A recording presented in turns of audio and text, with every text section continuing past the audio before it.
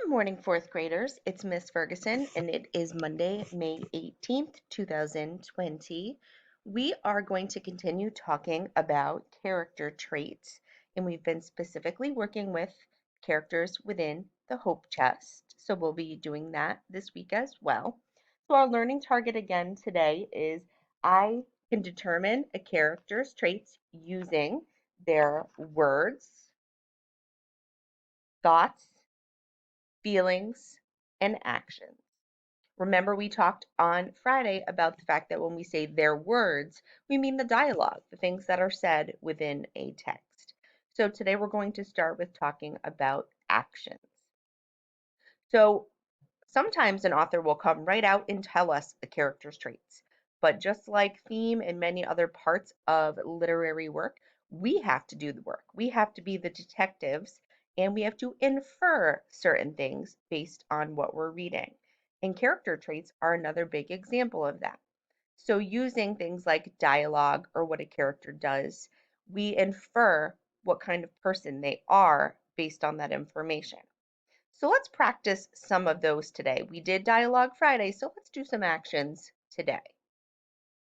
If Ryan said that he would play with his little brother at the park, but he went off with the other big kids instead, what could you infer about what kind of person Ryan might be? What trait do you think would be suggested here? You could say untrustworthy, maybe disloyal, maybe irresponsible. And there's probably a bunch of other trait words we could use as well. Remember, there's not just one correct answer when it comes to inferring a character trait.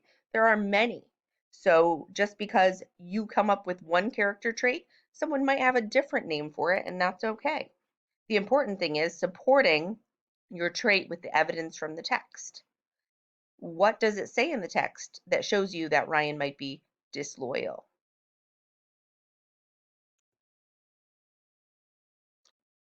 Aaliyah ignored the playground while she stood completely still and watched the snake eating the frog. Yuck. Based on that, what do you think you could say about Aaliyah? You could say she's observant, she's patient, single minded means focused on one thing. And again, there could be many more other traits. She's ignoring all the things going on the playground and she is standing there fascinated by the snake eating the frog. Notice how not only did I give some examples of traits that might describe Aaliyah, but I connected what the text said and why those traits would fit. Arthur watched as Eliza tried to jump up the wall. Again and again she jumped, scrabbled, and fell back. I think I have figured it out, Arthur said finally. Let me try. Then he walked up to the odd-looking stone that was next to the wall. Tipping it back, he found the lever that he had guessed was hidden there. He pulled the lever.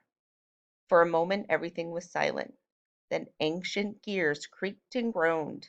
Vines stretched and snapped as the walls moved away. That was amazing, Liza said.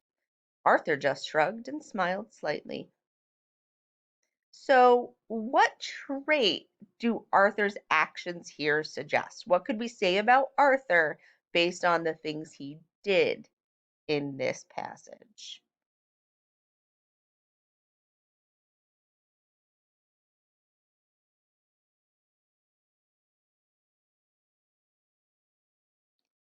Well, first we can notice that he looked at the odd-looking stone and guessed there was a lever and pulled it. And then when she complimented him, he just shrugged and smiled slightly. Those are some of his actions here. So what trait could be suggested? You could say he's observant, modest, clever.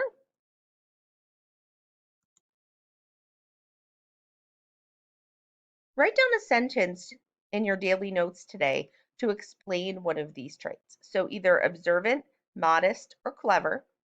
And if you're not positive of the meaning of a word, dictionary is a perfect tool. And then write a one sentence explanation that tells me what the text said that would support observant, modest, or clever.